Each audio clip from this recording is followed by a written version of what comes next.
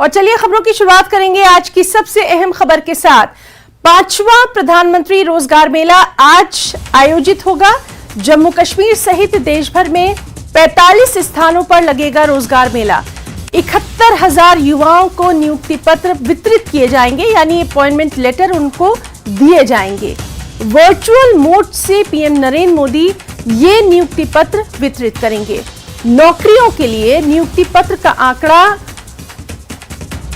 3,59,000 पर पहुंच जाएगा। युवाओं को सरकारी नौकरी देने का यह खास अभियान है। आपको बताएं कि केंद्रीय मंत्री कैलाश चौधरी जम्मू में मौजूद हैं और नियुक्ति पत्र वितरित करेंगे।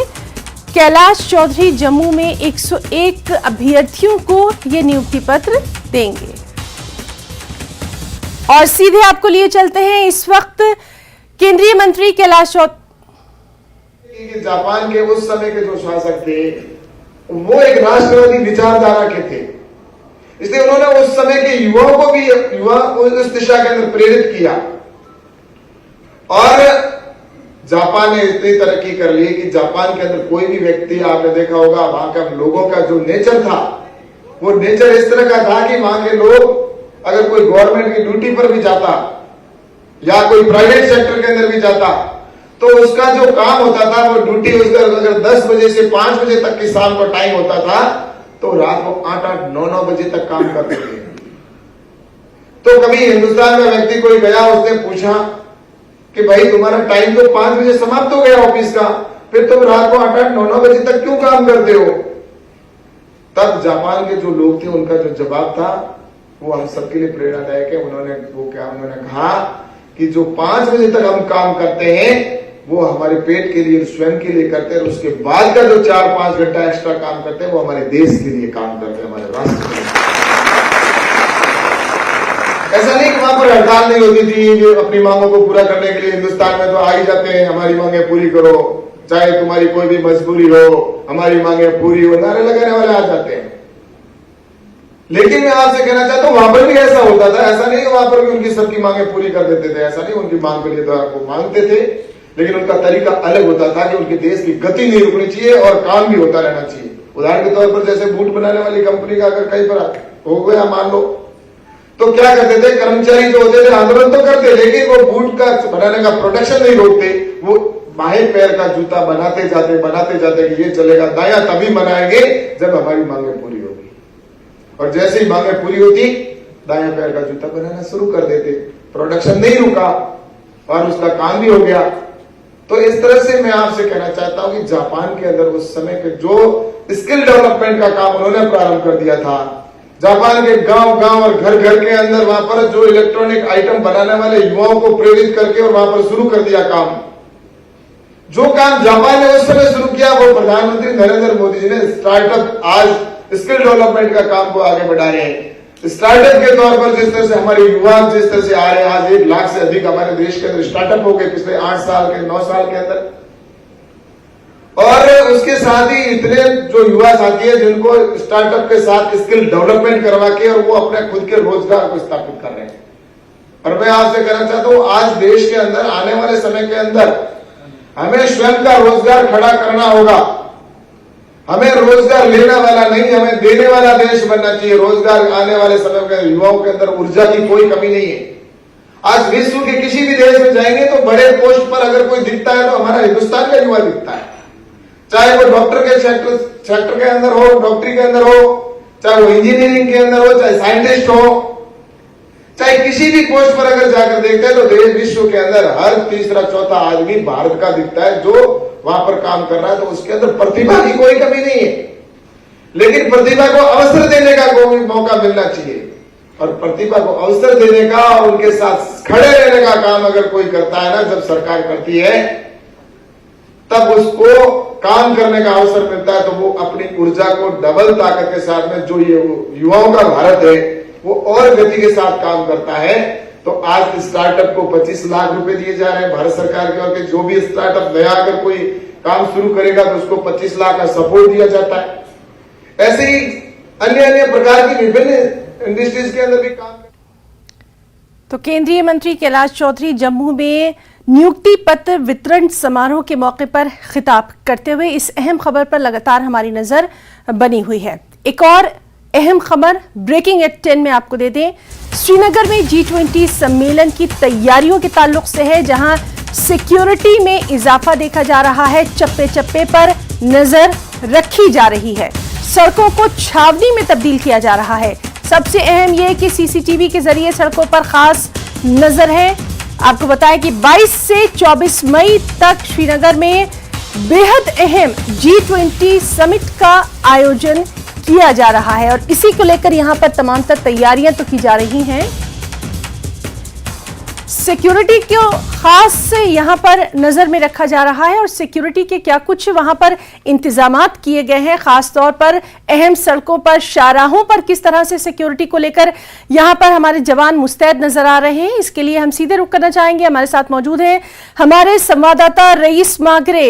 रईस, आपसे जानना चाहेंगे, जिस तरह से लगातार इस बेहद अहम खबर पर नजर बनी हुई है, G20 है, बेहद अहम है, श्रीनगर की अगर बात करें तो सिक्योरिटी को लेकर वहां पर क्या कुछ खास इंतजामात नजर आ रहे हैं? जी हाँ, बिल्कुल, यहाँ पे भी सुरक्षा के जो है वो सख्त इंतजाम नजर आ रहे हैं। हम इसको मौजूद है TRC चौक श्रीनगर में और यहाँ पे भी आप देख सकते हैं कि जो वाहन है उनकी चेकिंग हो रही है। इसके साथ साथ जो एक्स्ट्रा डिप्लॉयमेंट है सिक्योरिटी फोर्सेस की, वो की जा रही है। जो BP गाड़ियाँ हैं वो रखी जा रही है, यूज़ में रखी जा रही हैं, ताकि अगर कोई भी अनटोवर्ड इंसिडेंट यहाँ पे जो है वो सामने ना आ पाए। और यहाँ पे आप देख सकते हैं कि high and drone CCTV cameras जो है वो यूज़ किए जा रहे हैं, ताकि तमाम हर कोई जो शहर में आने जाने वाले पे जो है वो नज़र रखी जा सके। और इसके साथ साथ हम देख रहे हैं कि श्रीनगर के जो मेन रोड्स है, जो मेन चौकस है, वहाँ पे इसी तरह के जो मनाजिर है वो देखने को मिल रहे हैं। और जो सुरक्षा बल है, चाहे वो पुलिस हो, CRPF हो, चाक चौबंद जो है वो खड़े हैं, मुस्तैद होकर वो खड़े हैं, ताकि यहाँ पे जो है जिस तरह से जो समाज दुश्मन अनासिर है, ऐसा माना जा रहा है कि मिलिटेंट की ओर से जो है वो कोशिश की जा सकती है कि यहाँ के माहौल को, जो पीस है, उसको बिगाड़ने की, अमन को ठेस पहुँचाने की। तो यही वजह है कि यहाँ पे लगातार हम देख रहे हैं कि श्रीनगर में सिक्योरिटी के सख्त जो बंदोबस्त है वो नज़र आ रहे हैं। वाहनों की चेकिंग हो रही है, डॉक्यूमेंट्स चेक हो रहे हैं। इसके साथ साथ जो पैदल चल रहे हैं लोग, उनकी भी जो है वो पूछताछ हो रही है, उनके आई कार्ड्स वगैरह चेक किए जा रहे हैं। वाहनों की जो है वो लगातार यहाँ पे चेकिंग हो रही है। और आप देख सकते हैं कि जो CRPF के जवान है, पुलिस के जवान है, वो नज़र रखे हुए हैं। और G20 को लेके जिस तरह से यहाँ श्रीनगर में हम सिक्योरिटी देख रहे हैं, उसके चलते जो है वो तमाम श्रीनगर से सटे हुए इलाके जो है, जो भी शहर के मेन एंट्री पॉइंट्स है, वहाँ पे इसी तरह के मनाजिर जो है वो देखने को मिल रहे हैं। हालांकि इस वक्त यहाँ पे जो सयाह है बाहर के, वो काफ़ी बड़ी तादाद में यहाँ का रुख कर रहे हैं, लेकिन उसके बावजूद भी जो मेन रोड है वहाँ पे इसी तरह की चेकिंग G20 समिट से पहले जो है वो की जा रही है, ताकि कोई भी अनटोवर्ड इंसिडेंट यहाँ पे सामने ना आए। बिल्कुल रईस, बेहद अहम ये तस्वीरें हम अपने दर्शकों तक पहुंचा रहे हैं। आपसे जरूर जानना चाहेंगे कि इस वक्त आप एग्जैक्टली कहां पर मौजूद हैं और इसी तरह की तस्वीरें कमोबेश पूरे श्रीनगर में भी नजर आ रही हैं। बेहद अहम ये तस्वीरें, बहुत खास एक्सक्लूसिव न्यूज़ 18 JKLH पर। जी हाँ, बिल्कुल, इस वक्त हम TRC चौक श्रीनगर में मौजूद है और जहाँ पे आप देख सकते हैं कि यहाँ पे काफ़ी रश रहता है, जो लोकल लोग हैं उनका और सयाहों का भी। लेकिन इसके बावजूद भी जो यहाँ के जो पुलिस और CRP है वो लगातार यहाँ पे वाहनों की चेकिंग कर रही हैं, गाड़ियों की चेकिंग हो रही है। इसके साथ साथ जो बाहर से यहाँ सयाह आए हुए हैं और जो लोकल लोग हैं, तमाम की पूछताछ हो रही है, आई कार्ड वगैरह चेक किए जा रहे हैं। ना सिर्फ इस चौक में बल्कि श्रीनगर के जो मेन चौक है, जो मेन रोड है, वहाँ पे इसी तरह के मनाजिर जो है वो देखने को मिल रहे हैं। और बाइकर जो बाइक पे लोग सवार हैं, उनकी भी चेकिंग हो रही है। इसके साथ साथ हम देख रहे हैं कि जिस तरह से यहाँ पे जो राजौरी पुंछ में हमने देखा कि मिलिट्री अटैक हुए हैं, उसके बाद जिस तरह की स्थिति बनी हुई थी, तो उसके बाद लगातार जिस तरह से जम्मू में माहौल जो है वो तनावपूर्ण रहा था, उसके बाद जो श्रीनगर के अब हालात है, यहाँ पे पूरा ये सुनिश्चित किया जा रहा है, इंश्योर किया जा रहा है कि सुरक्षा के जो है वो कड़े बंदोबस्त जो है वो किए जा रहे हैं। और ये हम देख रहे हैं, यहाँ पे आप विजुअल्स में देख सकते हैं कि लोगों के जो आई कार्ड है वो चेक किए जा रहे हैं, उनके वाहनों की तलाशी की जा रही है, इसके साथ साथ उनकी पूछताछ की जा रही है। और जो मेन रोड है वहाँ पे इसी तरह की जो BP गाड़ियाँ हैं वो रखी गई है। मार्कसमैन जो BP गाड़ी जो है ये रखी गई है, ताकि अगर कोई भी इस तरह की कोई सिचुएशन पनपती है तो उससे निपटने के लिए जो हमारे सुरक्षा बल है वो पूरी तरह से तैयार है। पूरे जो तमाम साधन है वो अमल में वो इन प्लेस रखे गए हैं ताकि किसी भी अनटोवर्ड इंसिडेंट को यहाँ पे रोका जा सके। जी बिल्कुल रईस, बेहद अहम ये तस्वीरें हैं। एक्सक्लूसिव न्यूज 18 JKLH पर जो हम अपने तमाम दर्शकों को दिखा रहे हैं। हमारे साथी रईस मांगरे जो है बेहद एक्सक्लूसिव रिपोर्ट के साथ इस वक्त मौजूद है। रईस, जिस तरह से हम देख रहे हैं कि बाकायदा सिक्योरिटी के लिए यहाँ पर जो टेक्नोलॉजी है उसका भी बखूबी इस्तेमाल किया जा रहा है। श्रीनगर है, बेहद अहम है, सिक्योरिटी को लेकर खासी चौकसी यहां बरती जा रही है। आपने बिल्कुल सही कहा कि टूरिस्ट प्लेस है तो यहां पर सिक्योरिटी तो ऑलरेडी रहती है, लेकिन चूंकि G20 है इसलिए ड्रोन्स की मदद ली जा रही है, CCTV कैमरों की मदद ली जा रही है, स्निफर डॉग्स की भी मदद ली जा रही है। सिक्योरिटी के पुख्ता बंदोबस्त।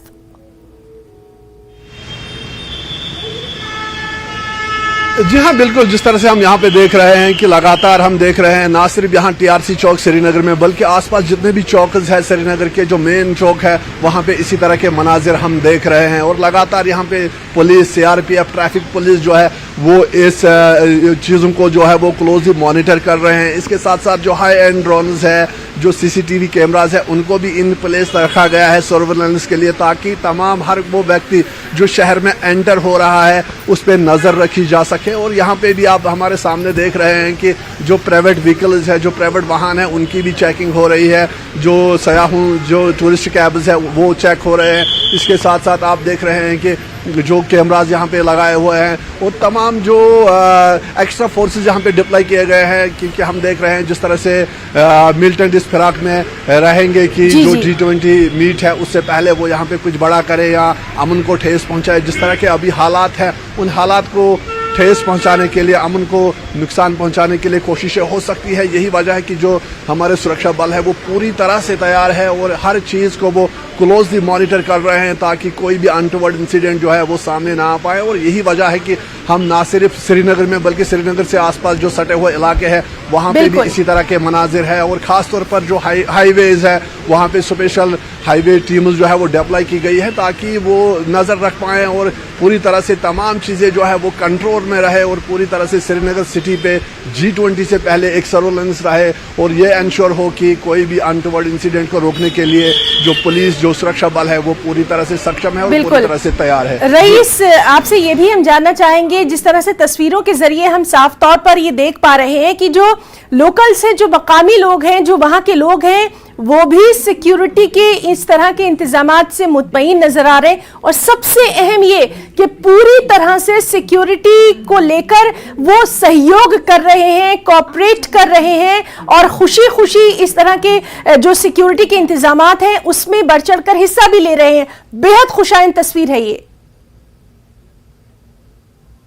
जी हाँ बिल्कुल, जिस तरह से हम यहाँ पे देख रहे हैं कि जो पुलिस है, CRPF है वो वाहनों की चेकिंग कर रही है और लोग जो है वो पूरी तरह से कोऑपरेट कर रहे हैं। क्योंकि जिस तरह से यहाँ 22 मई को जो है यहाँ पे इंटरनेशनल डेलीगेट्स आएंगे, 23 मई को यहाँ पे मीट होगी, 24 मई को वो श्रीनगर के जो साइड सीन है वहाँ पे सैर करेंगे। तो लोगों को भी पता है कि ये G20 इवेंट जो है कितना इसकी अहमियत है, कितना ये इम्पोर्टेंट है। तो यही वजह है कि यहाँ पे लगातार लोग जो है वो कोऑपरेट कर रहे हैं पुलिस के साथ। और साथ ही साथ जो पुलिस है, जो CRPF है वो भी इस सर्वेलेंस में लगी हुई है। तमाम तर जो है कोशिश है, जो भी सिक्योरिटी के अरेंजमेंट्स है वो यहाँ पे बिल्कुल रईस मांगरे, तो बहुत बहुत आपका शुक्रिया अदा करना चाहेंगे। ये एक्सक्लूसिव सिक्योरिटी के ताल्लुक से तस्वीर हमारे दर्शकों तक पहुंचाने के लिए बहुत बहुत शुक्रिया रईस आपका तमाम तर जानकारी के लिए।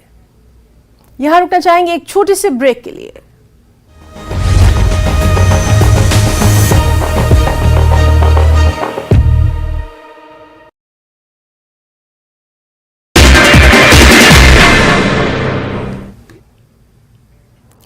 नमस्कार, धारवी रफ्तार भी में आपका बहुत स्वागत करते हैं। मैं हूं आपके साथ हिना जुबैर।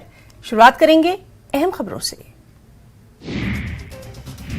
उपराज्यपाल जम्मू कश्मीर मनोज सिन्हा ने अनंतनाग का दौरा किया। मनोज सिन्हा ने किसान संपर्क अभियान में किसानों और PRIs को संबोधित किया। उपराज्यपाल ने किसानों की जागरूकता के लिए लगाए गए विभिन्न स्टॉल्स का भी निरीक्षण किया।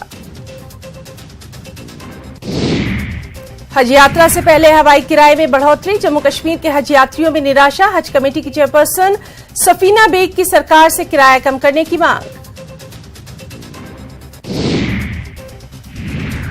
इस बार भारत सरकार आज़मीन हज की मदद और सुविधाएं मुहैया कराने के लिए 463 मेडिकल, पैरामेडिकल और प्रशासनिक कर्मचारियों को सऊदी अरब भेज रहा है। इन लोगों में जम्मू कश्मीर के डॉक्टर और अन्य स्टाफ भी सऊदी अरब जा रहे हैं। कर्मचारियों की ट्रेनिंग इन दिनों दिल्ली में चल रही है। जम्मू कश्मीर के डॉक्टर समेत पूरा स्टाफ ट्रेनिंग के लिए पहुंचा है।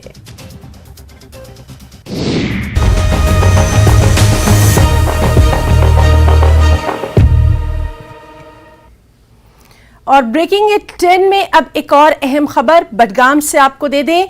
उपराज्यपाल यानी एलजी मनोज सिन्हा का आज यहां पर अहम दौरा होने वाला है। हरपंजू खान साहिब का वो दौरा करेंगे। सबसे अहम कि किसान संपर्क कार्यक्रम में वो हिस्सा लेंगे। किसानों को यहां खेती की नई तकनीक, सरकार द्वारा चलाई जा रही स्कीमों के ताल्लुक से किस तरह के बीज का वो इस्तेमाल करें ताकि उनकी फसलों की अच्छी पैदावार हो, इन तमाम चीजों के ताल्लुक से इस किसान संपर्क कार्यक्रम में उनको मालूमात दी जाती है। तो एक सीरीज है जिसके तहत आज बडगाम का दौरा करने वाले हैं एलजी मनोज सिन्हा। तो बेहद अहम खबर बडगाम से, जहां उपराज्यपाल यानी एलजी मनोज सिन्हा आज हरपंजू खान साहिब का दौरा करेंगे। किसान संपर्क प्रोग्राम में वो हिस्सा लेंगे और किसानों को यहां पर खेती की नई तकनीक, किस तरह के वो बीज इस्तेमाल करें, क्या कुछ सबसे अहम ये कि सरकार द्वारा क्या कुछ स्कीमें उनके लिए चलाई जा रही हैं, उसके ताल्लुक से जानकारी दी जाएगी। और चलिए अब रुख करेंगे हम ब्रेकिंग एट 10 में हिमाचल प्रदेश की खबरों का, जहां शिमला नगर निगम शिमला की डिप्टी मेयर उमा कौशल का कार्यभार न संभालने का मुद्दा अब गर्मा चुका है। अपनों के साथ साथ विरोधियों के भी निशाने पर आ गई है कांग्रेस। निगम में सरकार के दखल की शुरुआत इसको माना जा रहा है। संवैधानिक और स्वायत्त संस्था है नगर निगम शिमला। पूर्व मेयर ने भी इस पर सवाल उठाए हैं। भाजपा ने तो कल से ही, जब से ये मामला सामने आया है उसके बाद से इसे कांग्रेस की गुटबाजी करार दे दिया है। तो कहीं ना कहीं जिस तरह से हम देख रहे हैं कि जो दफ्तर बदला गया है, ऑफिस बदला गया है, उसको लेकर डिप्टी मेयर उमा कौशल ने अपना जो कार्यभार है वो नहीं संभाला था। ये मुद्दा अब कहीं ना कहीं बेहद सियासी हो गया है और जाहिर सी बात है कि अपोजिशन भाजपा को मौका मिल गया है सरकार कांग्रेस पर निशाना साधने का। भाजपा लगातार इसे कांग्रेस की अंदरूनी गुटबाजी करार दे रही है। लगातार कल से ही इस सिलसिले में बयानात भी सामने आने लगे हैं। अपोजिशन की तरफ से कहा जा रहा है कि निगम में सरकार के दखल की ये शुरुआत है। संवैधानिक और स्वायत्त संस्था है नगर निगम शिमला। पूर्व मेयर ने भी इस मामले पर सवाल उठाए हैं। तो लगातार बयानबाजियों का जो दौर है वो अब यहां शुरू हो चुका है।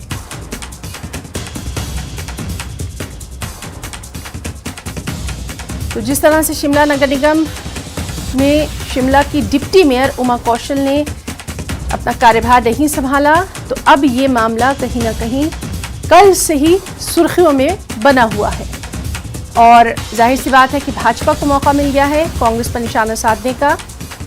तो कल से ही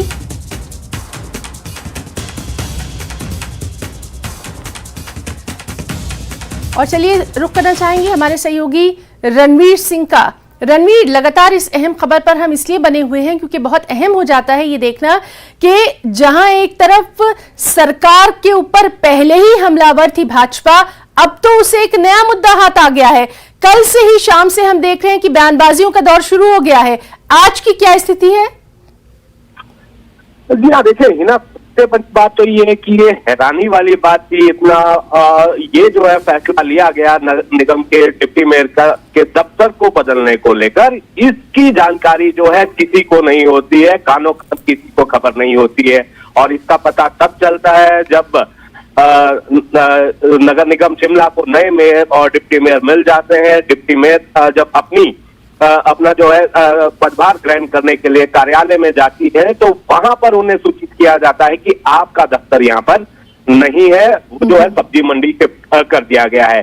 देखिए, इसके पीछे आप क्या कह सकते हैं कि क्या इसे प्रशासनिक फैसला कहा जा सकता है, प्रशासनिक कारण है, कोई राजनीतिक कारण है, गुटबाजी से कहा जा सकता है, क्या नाम इसे दिया जा सकता है। क्योंकि आज तक जो ऐसा कभी नहीं हुआ। जब से ब्रिटिश टाइम में भी जब टाउन हॉल था, वहां पर इसी तरह की व्यवस्था थी।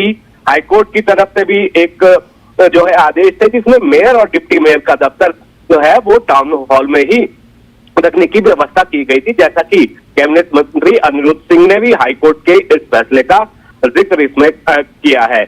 और जो ये कहा जा रहा है कि शायद वहां पर जो डिप्टी मेयर का अभी ऑफिस है, वहां पर जो नगर निगम का हाउस चलता है, जो मासिक बैठक होती है, उसके लिए जो है उसे वहां पर जो है वो स्थान बनाया जा रहा है, हॉल बनाया जाएगा। ये दलील जो है शुरुआती तौर पर निकल कर आई है, लेकिन ये किसी के भी गले नहीं उतर रही है कि ऐसा कैसे संभव है जी बिल्कुल कि मेयर और डिप्टी मेयर का जो दफ्तर है वो अलग अलग होगा, क्योंकि आज तक ऐसा नहीं हुआ। इसके पीछे की मंशा क्या है, कोई वाजिब कारण इसका जो है अभी तक निकल कर नहीं आ रहा है। राजनीति से प्रेरित इसे बताया जा रहा है। जो पूर्व में मेयर रहे हैं माकपा की तरफ से संजय चौहान, उन्होंने सीधे तौर पर कहा कि नगर निगम जो है एक संवैधानिक संस्था है, स्वायत्त संस्था है, स्वायत्त संस्था के साथ जो है छेड़छाड़ की जाती है, सरकार इसमें दखलंदाजी कर रही है, जो कि कतई सही नहीं है, और इस फैसले का विरोध जताया है। भाजपा को मौका इस पे मिला है। भाजपा ये कह रही है कि सीधे तौर पर ये दिख रहा है कि कांग्रेस पार्टी में बिखराव है, कांग्रेस पार्टी जो है बटी हुई है, गुटबाजी यहाँ पर हो रही है। ये मसला जो है मुख्यमंत्री के द्वार भी पहुंचा है। उमा कौशल वरिष्ठ पार्षद है, तीसरी दफा चुनकर आई है जी, तो मुख्यमंत्री के साथ जो है उन्हें काम करने का भी अनुभव है जब वो पार्षद यहाँ पर थे, सुखविंदर सिंह सुक्खू। तो यहाँ पर देखना होगा कि क्या इसमें निकल कर आता है, क्योंकि डिप्टी मेयर ने जो है बिल्कुल साफ कर दिया है कि जब तक ये फैसला बदल नहीं दिया जाएगा, जो उनका दफ्तर है वो टाउन हॉल में ही जब तक जो है वापस नहीं लाया जाता, वो तब तक जो है ऑफिस जूम नहीं करेंगी। कुल मिलाकर राजनीतिक तौर पर सवाल उठ रहे हैं, प्रशासनिक तौर पर सवाल उठ रहे हैं, जो स्वायत्तता जिस तरह से नगर निगम की है उसको लेकर सवाल यहाँ पर उठ रहे हैं। अब देखना होगा कि क्या डेवलपमेंट इसमें जो है आज होती है, क्योंकि साफ तौर पर डिप्टी मेयर ने तो कह दिया है कि वो जो है ज्वाइन नहीं करेंगी। सब्जी मंडी जो ऑफिस शिफ्ट किया गया है वो वहां पर रणवीर आपसे ये भी टेक्निकली हम समझना चाहेंगे, क्योंकि ये एक ऐसा पद है, चाहे मेयर की बात करें या डिप्टी मेयर की, जो कि सीधे तौर पर लोगों के जो लोकल प्रॉब्लम्स हैं, उनके जो आम तौर पर मसले होते हैं, उनको हल करने के लिए है। और अगर मेयर और डिप्टी मेयर एक साथ समन्वय के साथ काम नहीं करेंगे, कॉर्पोरेशन के साथ काम नहीं करेंगे, अगर कोई मसला आ गया है तो उन्हें आपस में कम्युनिकेशन की भी बहुत ज्यादा जरूरत पड़ती है, तो क्या टेक्निकली भी इस पर कहीं ना कहीं सवाल उठ रहे हैं? बिल्कुल, न केवल तकनीकी तौर पर इसमें सवाल है, प्रशासनिक तौर पर भी सवाल है कि कैसे जो है व्यवस्था बनाई जाएगी। लेकिन यहाँ पर अगर आप प्रोटोकॉल भी देखें, डिप्टी मेयर शहर की जो है दूसरी नागरिक है। अगर हम इस प्रोटोकॉल को देखें कि पद कितना बड़ा है, जो प्रोटोकॉल होता है राज्य में, शहर के भीतर की अगर हम बात करें नगर निगम परिधि की, तो सबसे पहले प्रोटोकॉल में राज्यपाल आते हैं, फिर मुख्यमंत्री, उसके बाद जो है मेयर का ओहदा आता है। कैबिनेट मंत्री भी प्रोटोकॉल में उनसे पीछे रहते हैं, और उसके बाद डिप्टी मेयर का ओहदा आता है।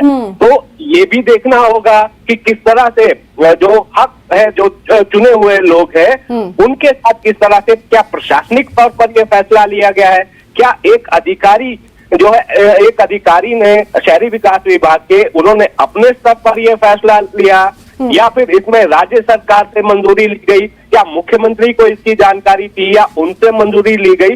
इसके पीछे की वजह क्या है, सीधे तौर पर इसको सार्वजनिक नहीं किया गया है। ना ही इस संबंध में कोई आदेश जो है वो पब्लिक डोमेन में कहीं नजर आ रहा है।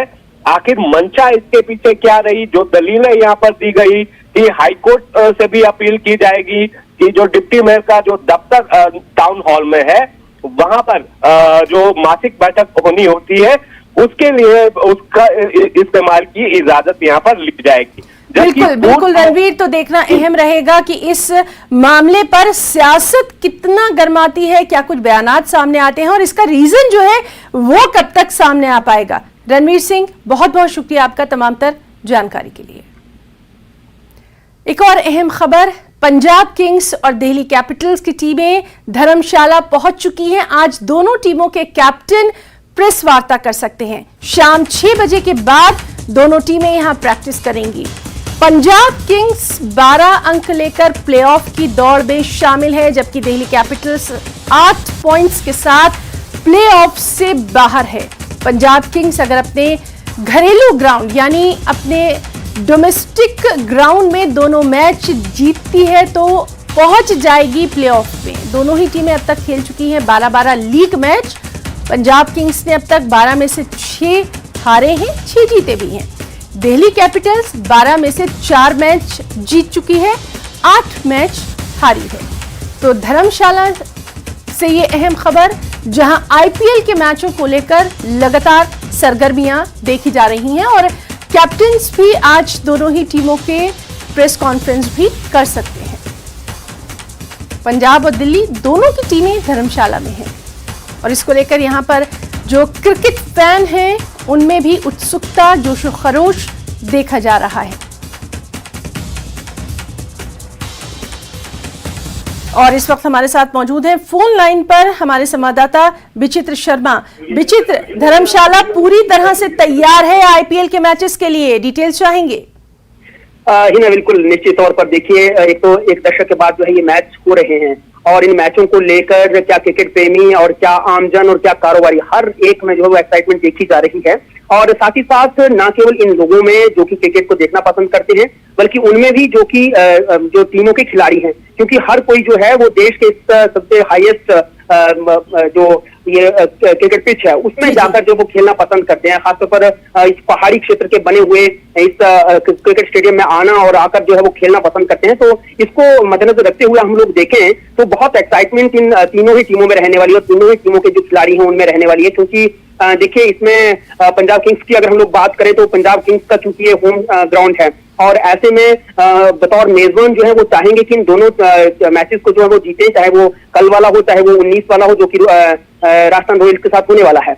और ऐसे में जो है जब ये दोनों मैच जीते हैं और उनकी रन रेट के हिसाब से अगर वो प्लेऑफ में पहुंचते तो इनके लिए बहुत सोने पर सुहागा रहने वाला है यहाँ पर। तो ऐसे में संघर्ष करती हुई नजर आएगी पंजाब किंग्स की टीम। लेकिन दूसरी तरफ अगर हम लोग देखें तो दिल्ली कैपिटल्स का बहुत निराशाजनक प्रदर्शन रहा है तमाम मैचेस में। उन्होंने 12 मैच खेले हैं ना और इसमें से जो है महज 4 मैच जीत पाए हैं, 8 मैच जो है वो हार चुके हैं और -68 जो है इनकी रन रेट चल रही है। और देखें तो इनका जो पॉइंट है वो भी 8 के करीब है। तो ऐसे में जो है ये लोग प्लेऑफ में तो नहीं पहुंच पाएंगे, लेकिन हाँ कोशिश पूरी करेंगे, क्योंकि इनके जो बल्लेबाजी के जो कोच है वो पहले ही इस निराशाजनक प्रदर्शन को लेकर जो है वो अपनी निराशा जो वो जाहिर कर चुके हैं और उन्होंने कहा है कि किसी भी सूरत में बल्लेबाजों का ये प्रदर्शन जो है वो सहन योग्य नहीं होगा और अगर वो सही प्रदर्शन नहीं करते, क्योंकि इससे पहले भी वो पंजाब किंग्स के हाथों में बुरी तरह से हार चुके हैं। तो इन सब चीजों को लेकर अगर हम लोग देखें तो चाहे वो राजस्थान रॉयल्स की बात हो, चाहे ये दिल्ली कैपिटल्स की बात हो या चाहे फिर पंजाब किंग्स की बात हो, ये खिलाड़ी पहले भी इस ग्राउंड में जो है वो इनमें से बहुत से खिलाड़ी ऐसे हैं जो पहले भी खेल चुके हैं और अभी भी वो अच्छा और उम्दा प्रदर्शन करने की कोशिश करेंगे।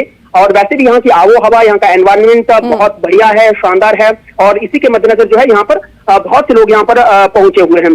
हाई एल्टीट्यूड का ये क्रिकेट ग्राउंड माना जाता है, तो बड़ा देखने लायक रहने वाला है कि किसके लिए जो है ये जो क्रिकेट ग्राउंड है ये सही साबित होता है और किन के लिए जो है वो निराशाजनक जो है वो बिल्कुल।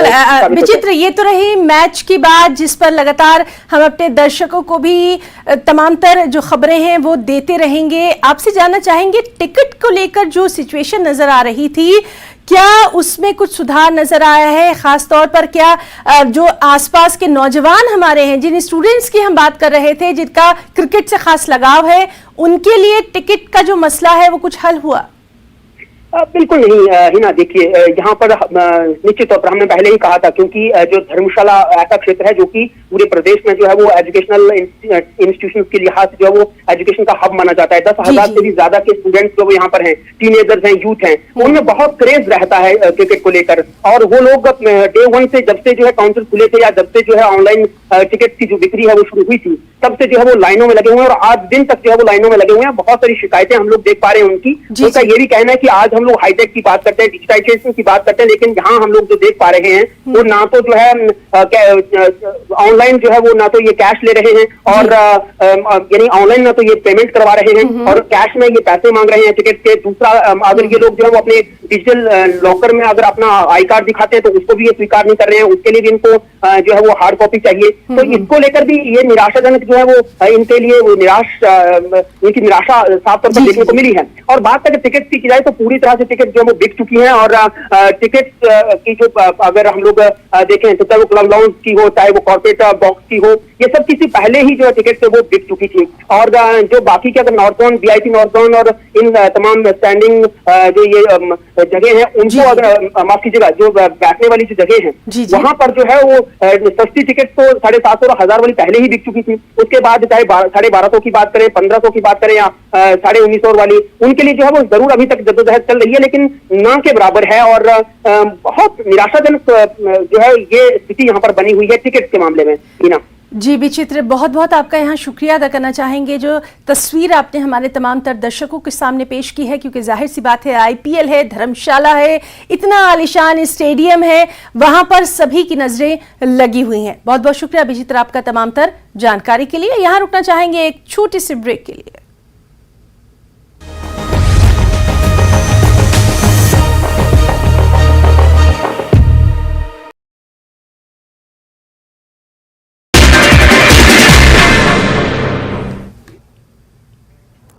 नमस्कार, धारवी रफ्तार भी में आपका बहुत स्वागत करते हैं। मैं हूं आपके साथ हिना जुबैर। शुरुआत करेंगे अहम खबरों से। उपराज्यपाल जम्मू कश्मीर मनोज सिन्हा ने अनंतनाग का दौरा किया। मनोज सिन्हा ने किसान संपर्क अभियान में किसानों और पीआरआईज को संबोधित किया। उपराज्यपाल ने किसानों की जागरूकता के लिए लगाए गए विभिन्न स्टॉल्स का भी निरीक्षण किया। हज यात्रा से पहले हवाई किराए में बढ़ोतरी, जम्मू कश्मीर के हज यात्रियों में निराशा। हज कमेटी की चेयरपर्सन सफीना बेग की सरकार से किराया कम करने की मांग।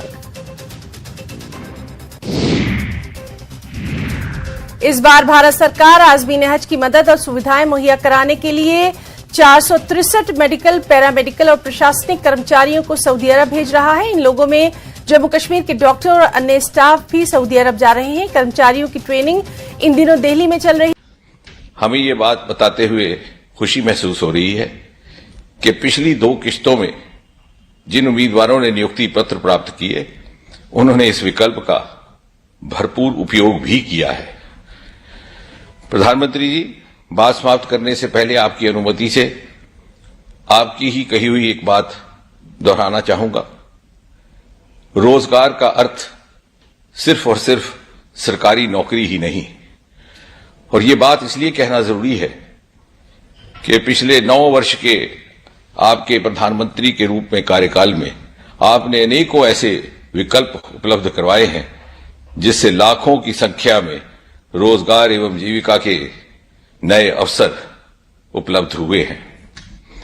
उदाहरण के तौर पर देखते ही देखते स्टार्टअप्स की संख्या 1 लाख तक बढ़ जाना, बेरोजगारों के लिए आपके द्वारा प्रारंभ की हुई मुद्रा योजना 700 करोड़ राशि वितरित हो चुकी, 80 लाख लाभार्थी, 70% से अधिक महिलाएं। आपने रेहड़ी वालों की चिंता की तो प्रधानमंत्री स्वनिधि योजना 40 लाख वेंडर पार्टनर्स इसके लाभार्थी रहे। आपके नेतृत्व में अरोमा मिशन प्रारंभ किया गया, हजारों की संख्या में कृषि के माध्यम से रोजगार के अवसर उपलब्ध हुए। और साथ ही साथ आपने गति शक्ति जैसे कार्यक्रम प्रारंभ करके इंफ्रास्ट्रक्चर डेवलपमेंट को जो तेज रफ्तार दी है उससे रातों रात अलग अलग किस्म के रोजगार के अवसर उपलब्ध हुए हैं। उदाहरण के तौर पर प्रधानमंत्री ग्राम सड़क योजना जहां केवल 4.25 लाख किलोमीटर तक बनी थी, आज वो बढ़कर के 7 लाख किलोमीटर तक जा पहुंची। हवाई अड्डे केवल 74 थे इस देश में 2014 में, आज दुगने से भी बढ़कर 148, 300 नए विश्वविद्यालय, मेडिकल कॉलेज जहां पहले 145 हुआ करते थे मात्र 260 उसमें और जोड़ दिए गए। और साथ ही साथ नए आयाम, खादी का उद्योग 1 लाख करोड़ से अधिक टर्नओवर, खिलौनों के आयात के बजाय उनका निर्यात, ये सब रोजगार उपलब्ध करवाने वाले नए आयाम आपके द्वारा देशवासियों को उपलब्ध करवाए गए हैं। अंत में मैं केवल इतना कहूंगा कि भाग्यशाली हैं वो नौजवान जो आज आपसे ये नियुक्ति पत्र प्राप्त कर रहे हैं, क्योंकि अगले 25 वर्ष में उन्हें यह अवसर रहेगा कि अपनी पूरी ऊर्जा, उत्साह और क्षमता के साथ वो राष्ट्र निर्माण में योगदान दे सके, ताकि जब सन 2047 का शताब्दी उत्सव वो मनाए तो गर्व के साथ कह सके कि मुझे नौकरी लेते हुए मेरा नियुक्ति पत्र मुझे प्रधानमंत्री मोदी जी के हाथों से प्राप्त हुआ था। धन्यवाद प्रधानमंत्री जी। धन्यवाद माननीय मंत्री जी। रोजगार मेले की आज की कड़ी देश में हो रहे अभूतपूर्व। तो इस बेहद अहम खबर पर लगातार नजर बनी हुई है। इस बीच आपको एक और अहम खबर दे दें, संदिग्ध परिस्थितियों में पाया गया है मृतक तेंदुआ। रियासी के सलाल डैम के नजदीक ये मृतक तेंदुआ पाया गया है। स्थानीय लोगों में हड़कंप मचा है। मौके पर पुलिस के अधिकारी पहुंचे हैं। आसपास आपको बताएं कि जंगल का इलाका है और इस तरह से तेंदुए का मृतक पाया जाना कहीं ना कहीं लोगों में तशवीश की लहर दौड़ गई है। तो बेहद मशकूक हालत में संदिग्ध परिस्थितियों में पाया गया है ये मृतक तेंदुआ। रियासी के सलाल डैम के पास ये मृतक तेंदुआ जो है ये पाया गया है और यहाँ ये तमाम हालात देखकर यहाँ के जो स्थानीय हैं, जो लोकल हैं, उनमें कहीं ना कहीं तशवीश की लहर है। उनमें कहीं ना कहीं इस बात को लेकर एक खास फिक्र देखी जा रही है कि इसकी मौत कैसे हुई। हालांकि तुरंत पुलिस को इसकी सूचना दी गई। पुलिस के तमाम आला अधिकारी यहाँ पर मौजूद हैं, चूँकि आसपास का जो इलाका है ये जंगलात का इलाका है, इसीलिए यहाँ पर तमाम तर जो एहतियाती तदबीर है वो फौरन की जा रही है।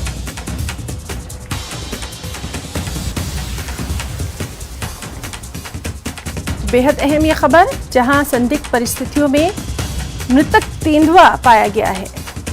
रियासी का मशहूर सलाल डैम है जिसके नज़दीक ये मृतक तेंदुआ पाया गया है और अब तफ्तीश की जा रही है कि इसकी मृत्यु कैसे हुई, क्या कुछ हालात रहे हैं, क्योंकि यहाँ पर आसपास जंगलात हैं और इसीलिए इन तमाम चीज़ों पर नज़र रखना बेहद ज़रूरी हो जाता है और इसीलिए तुरंत पुलिस को इसकी सूचना दी गई और अब पुलिस के तमाम आला ऑफिसर्स वहाँ पर मौजूद हैं।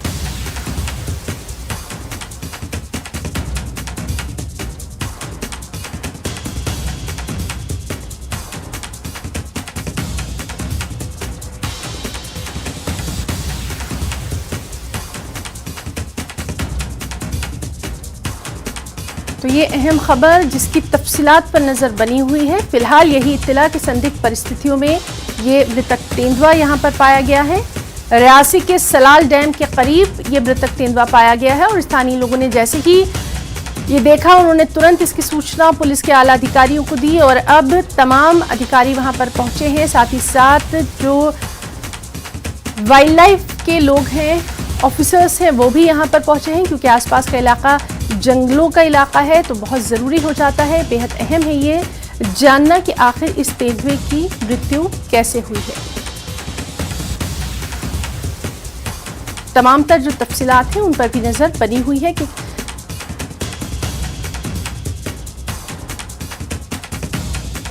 तो संदिग्ध परिस्थितियों, मशकूक हालात में ये मृतक तेंदुआ रियासी के सलाल डैम के नज़दीक पाया गया है।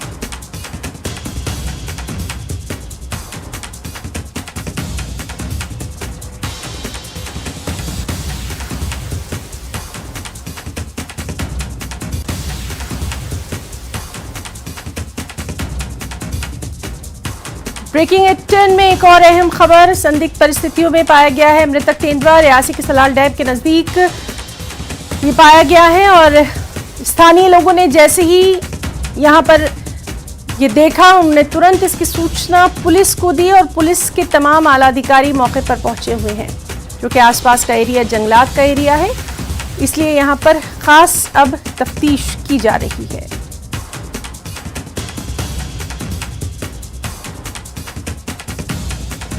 इस अहम खबर से जुड़ी तमाम तफसीलात पर भी नजर है। फिलहाल यही इत्तला कि संदिग्ध परिस्थितियों में ये मृतक तेंदुआ रियासी के सलाल डैम के पास में पाया गया है। पुलिस और वाइल्ड लाइफ महकमे के लोग यहां पर पहुंचे हुए हैं और अब इस बात की खोजबीन की जा रही है कि आखिर इसकी मृत्यु कैसे हुई। रुख करना चाहेंगे, हमारे साथ मौजूद है हमारे सहयोगी करणदीप। करणदीप, आपसे जानना चाहेंगे कितने बजे जो है इस मृतक तेंदुए की सूचना जो है वो आला अधिकारियों को मिली, क्या कुछ है अभी अपडेट? बिल्कुल, ये सुबह तड़के ही करीबन 8 बजे के करीब यहाँ के जो स्थानीय लोग हैं उनको जो थी वो सूचना मिली कि एक तेंदुआ जो है वो संदिग्ध परिस्थितियों में बिल्कुल खाई के बिल्कुल नज़दीक ही गिर चुका है और हम इस समय उसी स्पॉट पर मौजूद हैं। बिल्कुल आपको तस्वीरों के जरिए दिखाना चाहेंगे।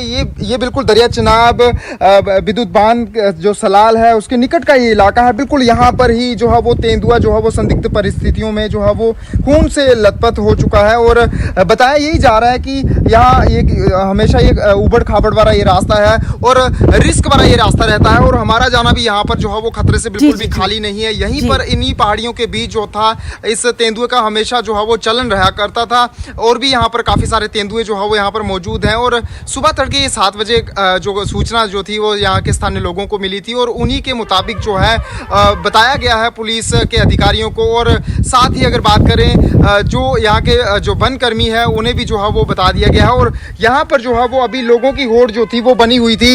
लोग यहाँ पर देखने के लिए तेंदुए को यहाँ पर जरूर मौजूद थे, लेकिन अभी जो है वो अधिकारियों द्वारा जो है वो हटा दिया गया है उन्हें। और फिलहाल अभी जो रेस्क्यू था वो करने की एक जो है वो कोशिश की जा रही है। कुछ ही मिनट के बाद जो है वो बाकी अन्य वन्यकर्मी यहाँ पर पहुँचेंगे और यहाँ से जो है वो इन्हें इस तेंदुए के जो है वो यहाँ से निकाल करके अपनी कस्टडी में जो है वो जरूर लेंगे। इसे जो है वो पोस्टमार्टम भी इसका किया जाएगा। जो अधिकारियों के साथ बातचीत हो रही है और जाना जाएगा कि आखिरकार मृत्यु जो है वो किस प्रकार हुई है और कैसे हुई है। बिल्कुल, और करणदीप आपसे भी यही हम रिक्वेस्ट करना चाहेंगे कि आप भी वहां, क्योंकि इतना खतरनाक इलाका है ये, आप भी वहां पर बहुत ही एहतियात के साथ रहें। तस्वीरें जो हैं वो तो अहम है ही, लेकिन आपकी जान बेहद अहम है। और आपसे ये भी जानना चाहेंगे करणदीप के क्या इस तरह के वाकयात वहां पर पहले भी हुए हैं, इस पर भी हम आपसे जानकारी लेंगे। फिलहाल यहां पर हम आपका बहुत शुक्रिया अदा करना चाहेंगे और बहुत ख्याल रखिए इस तरह की तस्वीरें जब आप हमारे तक पहुंचा रहे हैं उसके लिए। यहां रुकना चाहेंगे एक छोटी सी ब्रेक के लिए, जब लौटेंगे तो नजर डालेंगे 10 मिनट पे 50 खबरों पर।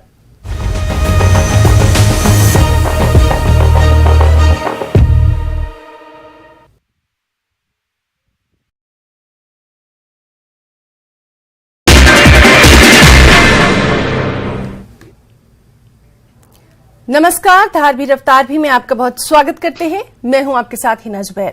शुरुआत करेंगे अहम खबरों से। उपराज्यपाल जम्मू कश्मीर मनोज सिन्हा ने अनंतनाग का दौरा किया। मनोज सिन्हा ने किसान संपर्क अभियान में किसानों और पीआरआईज को संबोधित किया। उपराज्यपाल ने किसानों की जागरूकता के लिए लगाए गए विभिन्न स्टॉल्स का भी निरीक्षण किया। हज यात्रा से पहले हवाई किराए में बढ़ोतरी, जम्मू कश्मीर के हज यात्रियों में निराशा। हज कमेटी की चेयरपर्सन सफीना बेग की सरकार से किराया कम करने की मांग।